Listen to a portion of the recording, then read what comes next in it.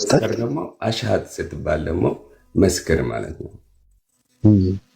አሁን ብዙዎች በእስልምና እምነት ላይ አሽሃዱ ወአነ ላ ኢላሃ ኢላላህ ወአሽሃዱ ወአነ መሐመድ ረሱልላህ።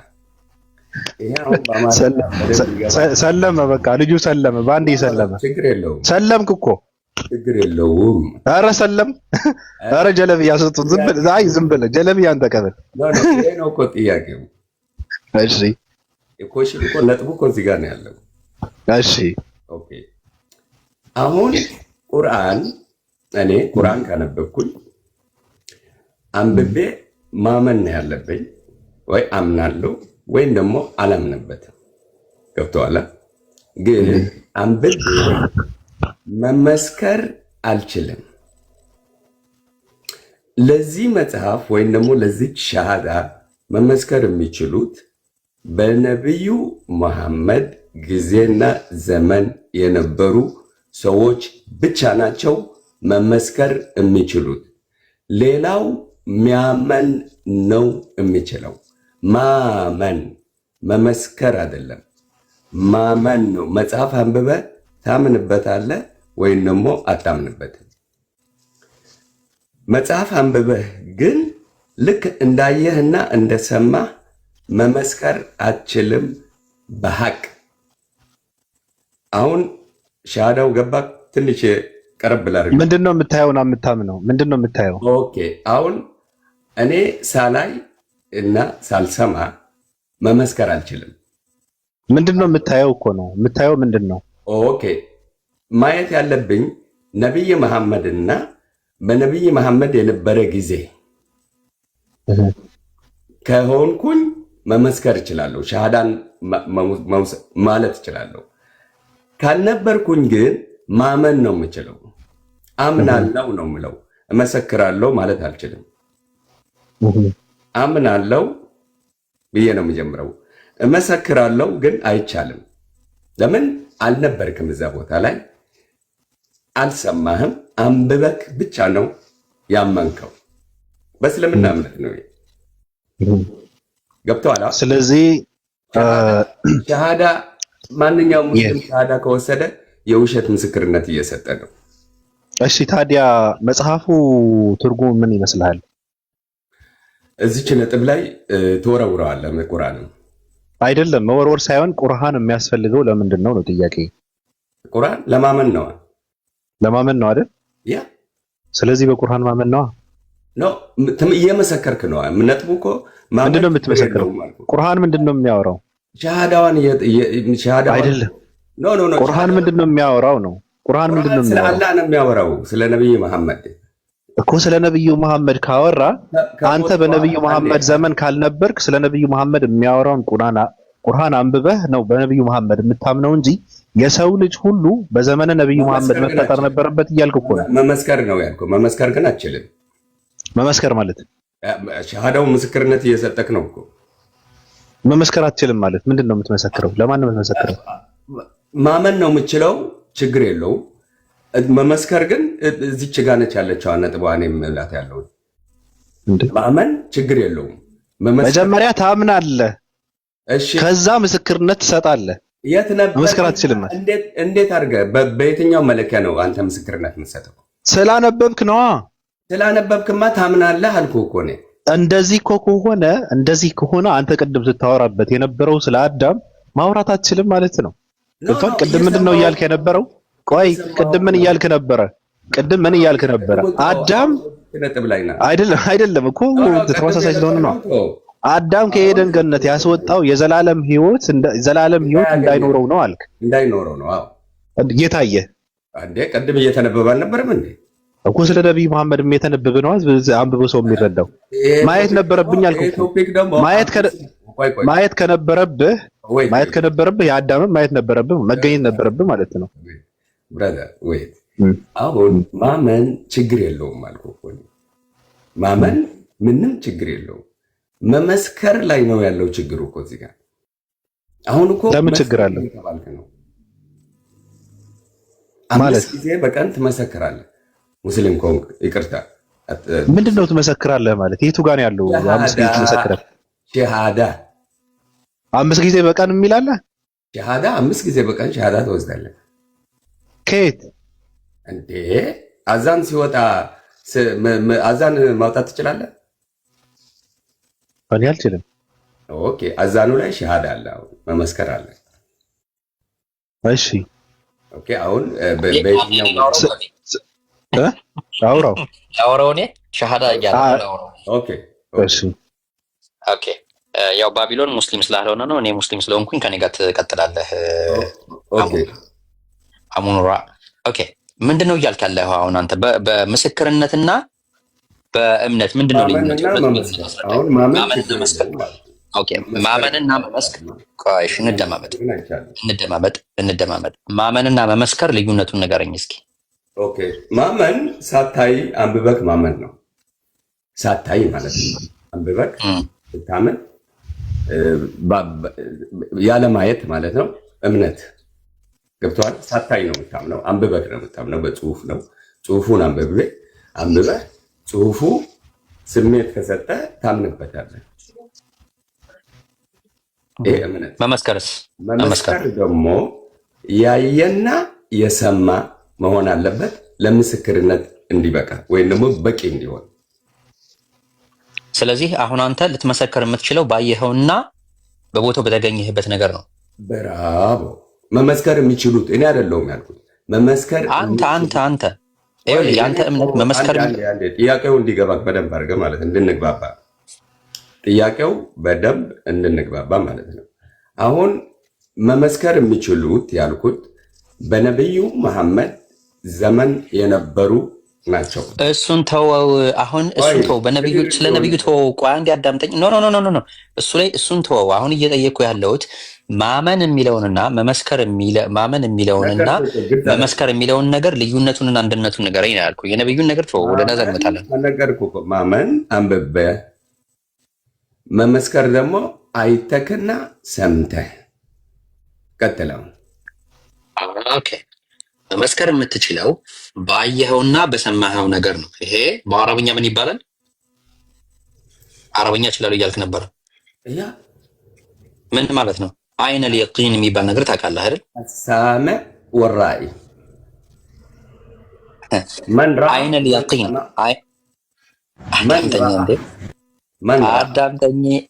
አዳምጠኛ እንዴ ቆይ። አይነ ልየቂን ብሎ ማለት ምን ማለት ነው በአረብኛ? አይነ ልየቂን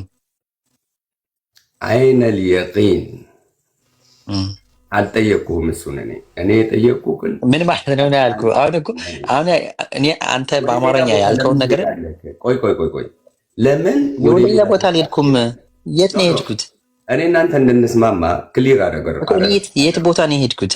የትም ቦታ አልሄድኩም እኮ። ለምንድን ነው አይቶ ያየና የሰማ አማርኛን እየተናገርኩት ያለው? ልመሰክር የምችለው እኮ ለዛ ነው እኮ አይነ ልየቂን ያመጣሁልህ። ለዚህ ነው እኮ አንተ እንዳልከው። በየትኛው ኦኬሽ እንደማመጥ አንተ እንዳልከው ባየኸው ነገር ላይ ነው እንጂ ልትመሰክር የምትችለው ባላየኸው ነገር ላይ ግን አትመሰክርም። ግን ታምንበታለህ አልክ አይደለ? ብራቮ። ኦኬ። ስለዚህ አሁን አንተ ባየኸው ነገር ብቻ ነው እንጂ ልትመሰክር የምትችለው ባላየኸው ነገር አትመሰክርም። እንዴት አድርጌ ነው ባላየሁት ነገር መመስከር የምችለው? በጣም ጥሩ። እኔ አሁን ልጠይቅህ እናንተን። እሺ፣ እናትና አባትህ እንዳለህ ታውቃለህ፣ ትመሰክራለህ አይደል?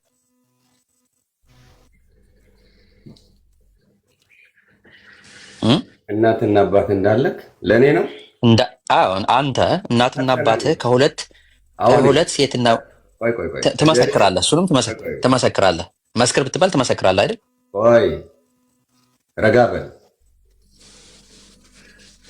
ይሄ መጀመሪያ እናትና አባትህ ስትል ሌላ አሳዳጊ ቢሆንስ? ያሳድግ። ብዙ አብነቶች አሉ አሁን የሚመጡ ዝች። ይሄ አብነት ያቀረብከው በቂ አይደለም ለምስክርነት። ለምስክርነት የምታቀርበው ፍርድ ቤት ብቻ ነው። ጥያቄው መልስልኝ። እመልስልሃለሁ፣ አምንበታለሁ። እናቴና አባቴ እንደሆኑ አውቃቸዋለሁ፣ አምንበታለሁ። እናትና አባትህ እንደሆኑ ምክንያት ነው መመስከር የምችለው። አሁን በየትኛው ምክንያት ነው ለእናቴና አባቴ አሁን መመሰክርባቸው? እናትና አባትህ ይኸውልህ፣ እናትና አባትህ እንደሆኑ አንተ ምስክር ነህ። ምስክር ነህ አይደለህም? ወላጆችህ እነዚህ ናቸው። አንተ ደግሞ እናትና አባትህ እንደሆኑ ምስክር ነህ ወይስ አይደለህም ብትባል አዎ እኔ ምስክር ነኝ ትላለህ አትልም? ለምንድን ነው የማልለው? እናትና አባቴ ናቸው እኮ። በጣም ጥሩ። እናትና አባትህ ተጋብተው ግብረ ስጋ ሲያደርጉ አንተ ነበርክ? ብራቮ ብራቮ። እዚህኛው ነጥብ ላይ እንድትመጣ ነው የፈለግኩህ። እኔ ደግሞ ነበርክ አልነበርክም? አንዴ በዲኤንኤ በደንብ አድርገህ ማረጋገጥ ትችላለህ። እሱ ችግር የለውም። በደንብ ሚሊየን መቶ በሚሊየን በዲኤንኤ በደንብ አረጋግጬ ቁሜ መመስከር እችላለሁ። እሱን አልተጠየቅም። ዲኤንኤ ምርመራ አስመረመርክ አላስመረመርክ ለእኔ ትርጉም የለውም። አስመርምርልኝ አልተባልክም። ይሄ ከዚህኛው ጋር አብነት የሚሰጥበት አይደለም። ያሲ የኔ አሁን አቤት እኔ ምንድነው ባጭሩ ጠይቀውና ይሄ ቀላል እኮ ነው ማሰረፍ። አሁን ምስክርነት ብለህ ስትል ነብዩ መሐመድ በአካል እንደነበሩ ምን ይመስሉ እንደነበሩ ምን ይለብሱ እንደነበሩ ነው እያልክ ያለው? ኖ አመሰክራለሁ ካልክ እጠይቅሃለሁ ይሄንን ጥያቄ። ለምን አይቼ ሰምቼ እየመሰከርኩ ነው እያልክ ነው። ሸሃዳ የሚለው እኮ ያዩና የመሰከሩ በመጀመሪያ ሸሃዳ የሚባለው መሰረቱ ለመጠየቅ አለብን እኮ ጠልቀህ ስታውቀው ነው። ጠልቀህ ስታውቀው እኮ ነው እሱን ሸሃዳ የሚባለው ምስክርነቱ ራሱ ጠልቀህ ስታውቀው ነው። ምን ማለት ነው? ማን የደነገገው? ህጉ ከየት ነው የመጣው? ጠልቀህ ስታውቀው ነው። መመስከር አለብህ ብለህ ስትል ግን ያዩ የዛኔ የነበሩ ሰዎች ናቸው የመሰክሩት የተናገሩት። በዚህ ዘመን ያለ ሰው ደግሞ ያዩና የመሰከሩ ሰዎች መሰረት አድርገው ነው የሚመሰክሩት፣ የሚያዩት፣ የሚከተሉት። አንተ አሁን ምንድን ነው የፈለግከው? ኦኬ፣ በየትኛው ሚዛን ነው የምትመሰክረው ያለኸው ማለት? ኦኬ፣ አሁን ጥያቄ ምስክርነቱ ላይ ነው። ፍታልኝ እኮ ምንድን ነው ምስክርነቱ ላይ ችግሩ ምንድን ነው? አንዴ ባባችሁ ይቅርታ በለኝ። ትንሽ እንቋጨው። በጣም ቀላል ነገር ነው። ይኸውልህ እስልምና ውስጥ ምን እንዳለ ታውቃለህ? አንድ ነገር መጀመሪያ ማወቅ የሚባል ነገር አለ። አዳምጠኝ። አንድ ነገር ታውቃለህ መጀመሪያ ያለው ነገር ሪያሊቲውን ታውቃለህ፣ ትማራለህ ማለት ነው። ያወቅከው ነገር ደግሞ ምን ታረጋለህ? ታምናለህ። ያንን ነገር ኮመን ሴንስ ካረገህ እውነት ነው ብለህ ከተቀበልከው ምን ታረገዋለህ? ታምናለህ። ካመንከው በኋላ በምንህ ነው የምታምነው? በልብህን ታምናለህ። በልብህን ያመንከው ነገር ደግሞ በምላስን ትመሰክራለህ። ከዛ በኋላ ደግሞ ወደ ተግባር ትሄዳለህ ማለት ነው። ተግባብተናል አይደል? ስለዚህ አንተ በውስጥህን ያመንከው ነገር ነብዩ ሰለላሁ ዐለይሂ ወሰለም የአላህ መልእክተኛ መሆናቸውን አምነህ ተቀብለሃል። ያመንከው ነገር ደግሞ መስከር ትባላለህ፣ ትመሰክራለህ። ምንድነው ያመንከው ተብለህ ስትጠየቅ ያመንኩትማ ነብዩ መሐመድ የአላህ የመጨረሻ ነብይ ናቸው ብዬ መሰክራለሁ፣ እምነቴ ይሄ ነው ብለህ ትገልጻለህ። ተግባብተናል? ኖ አንድ የረጋ በል ብራዘር፣ አሁንም አልተግባባንም በደንብ አድርገን። እምነት ተቀባይነት አለው ብያለሁ ቅድም ጀምሬ። እምነት አምናለው፣ ምንም ችግር የለውም። ያመንከው ምንድነው? አንዴ ቆይ እዚህ ጋር አስጨርሰው። ቆይ እዚህ ጋር ያመንከው ምንድነው? ለምሳሌ በነብዩ መሐመድ ሰለላሁ ዐለይሂ ወሰለም አምነሃል አይደል? ያመንከው ነገር ትመሰክራለህ አትመሰክርም? አልመሰክርም። እንዴት ነው ያየው ነው መመስከር እንጂ ያመንከው ከምስክር እኮ ያመንከው ነገር አንድ ሰው ምንድነው ያመንከው ብሎ ቢጠይቅህ ምንድነው? ለምሳሌ አንተ በነብዩ መሐመድ አመኘበታለሁ እኮ ያመንከው ምንድነው? አዎ እምነቱ አምኜበታለሁ እኮ እምነቱ ምንድነው? ያመንከው አንድ አላህ እንዳለ ነብዩ መሐመድ ደግሞ የአላህ መልእክተኛ እንደሆኑ አምኜበታለሁ እኮ። አሁን እኔ እየጠየቅኩኝ ነው። አንተ ያ ነገር ያው እየመለስኩልህ ነው እኮ። ረጋ ለምን አትልም? እየመለስክልኝ አይደለም። አንድ አዳምጠኝ። አንዴ ሐሳቤን አታቋርጠኝ ብዬ አምናለሁ፣ ግን መመስከር አልችልም አልኩህ እኮ። አሁንም እዚህ ነጥብ ላይ ነኝ ያለው። ማመን አሁን ነገርኩህ፣ ቆንጆ ነው፣ ችግር የለውም። መመስከር ነው ያልኩት እኔ እኮ። እየጠየቅኩህ እኮ ነው። አንተ ለምሳሌ ነብዩ መሐመድ የአላህ መልእክተኛ መሆናቸውን አምነሃል። እኔ አንድ ግለሰብ መጥቼ ምንድነው ያመንከው ብዬ ስጠይቅህ ምን ብለህ ነው የምትነግረኝ? እምነት ነዋ እኮ። ያመንከው ነገር ትነግረኛለህ አትነግረኝም? ነገርኩህ እኮ። ስትነግረኝ እየመሰከርክ ነው እየመሰከርክ አይደለም ያለው? ነው አይደለም፣ እያመንኩበት ነው። ያመንክማ መጀመሪያ እኮ አምነኸዋል። ምን ሆነሃል? አንድ ነገር አምነኸዋል እና እኔ አመኘበታለሁ ብዬ ስናገርህና እዚች ላይ መስክር የምትለዋንና ለየብቻ ናቸው። አሁን ወደ እኮ እየጠየቅኩ እኮ ያመንክበት ነገር ይኸውልህ፣ ሲጀምር ረጋ በል። አሁን ቆንጆ ነጥብ ላይ መጥተሃል በራስህ ጊዜ። አሁን ወደ ነጥቡ እስኪ እንመለስ። ይኸውልህ መጀመሪያ 3 ነገር አስቀምጭ ልመለስልህ ነው። መጀመሪያ 3 ነጥብ አስቀምጭ ይላሉ። በእስልምና ማወቅ ይቀድማል ከምን በፊት? ከማመን በፊት። ያወቅከው ነገር ደግሞ ምን ታረጋለህ? ያወቅከው ነገር እውነት ሆኖ ካገኘኸው ታምንበታለህ። ካመንከው በኋላ ደግሞ እምነትን ትመሰክራለህ። በልብህን ያመንከው ነገር በምላስህን ትመሰክራለህ። ያ ነገር ደግሞ እኛ ሙስሊሞች ደግሞ የምንከተለው ቁርአን ብቻ አይደለም፣ ቁርአንንም ሐዲስም እንከተላለን። ነብዩ ሰለላሁ ዐለይሂ ወሰለም እነዚህ አርካኑል ኢማንና አርካኑል ኢስላም ይባሉ አሉ። እነዛን ያስተማሩን ምን ብለን ነው ሃይማኖታችን መተግበር እንዳለብን። ያንን አሁን ሻሃዳ የምትለው ነገር አርካኑል ኢስላም ውስጥ ያለ ነገር ነው። እነዚህ 5ቱ መስፈርቶች በአላህና በነብዩ መሐመድ ማመን፣ ሰላት መስገድ፣ ዘካ መስጠት፣ ረመዳን መጾምና የቻለ ሰው ሐጅ እንዲያደርግ፣ እነዚህ አርካኑል ኢስላም የሚባሉ ናቸው። ያ ነብዩ ሰለላሁ ዐለይሂ ወሰለም በሐዲሳቸው ያስቀመጡት ናቸው። ያንን እስልምና ስትገባ በአላህና በእኔ ነብይነትን ማመንና መመስከር ያ ነው። ገብቷል? የተቀመጠው ነገር እኛ እዚህ ጋር መተን ሩላ እናወጣ። ሁለተኛ ያንተ መቀበልና አለመቀበል አይደለም። ቆይ ሐሳቤን አስጨርሰኝ። ቆይ ሐሳቤን አስጨርሰኝ። መጀመሪያ መስፈርቱን አስቀምጭ ይላል። ከዛ በኋላ በውስጥህ አምነሃል። ለምሳሌ ነብዩ ሰለላሁ ዐለይሂ ወሰለም የአላህ ነብይ ናቸው ብለህ አምነሃል። ያመንከው ነገር ደግሞ ባቢሎን መጥቶ ቢጠይቅህ ምንድነው አሙን ያመንከው ብሎ ቢጠይቅህ ያመንኩትማ ነብዩ መሐመድ የአላህ የመጨረሻ ነብይ ናቸው ብዬ አምኛለሁ ብለህ እየነገርከው ነው። ኮንፈርም ያረከው ነው። ያ ኮንፈርም ያረከው ነገር ደግሞ መስክረሃል። ባሉ ጨርሻለሁ። አትርሳ። አሙን ያለው መሽከር ያለው አሙን አቤት የሰዎችህ ኦርቶዶክስ ናቸው አይደል? ያኔ አዎ ከባድ ነው። በነገራችን ላይ እኔ ሐሳብህን እንትን ላደርገው እችላለሁ። በተለይ ለዘመኑ ወጣት ምንድነው ከታች ብዙ ነገር እያሉ ነበርም አስፈላጊ ሰው ነው። እንደው በእውነት በእድሜ ትንሽ እንትን ስላልክ እንጂ አባል አድርገህ ነበር። የ665 ዋና ፈላጭ ቆራጭ አድርገህ ነበር። ረጋ ብለህ እንትን እንድታደርገው ማለት ነው። ግን ችግሩ ምንድነው ትንሽ ገፋ ብለሃል። ሐሳብህ ልክ ነው። ምክንያቱም ምንድነው ማርያም ጽዮን ለአምና አረጋዊ እየተባልክ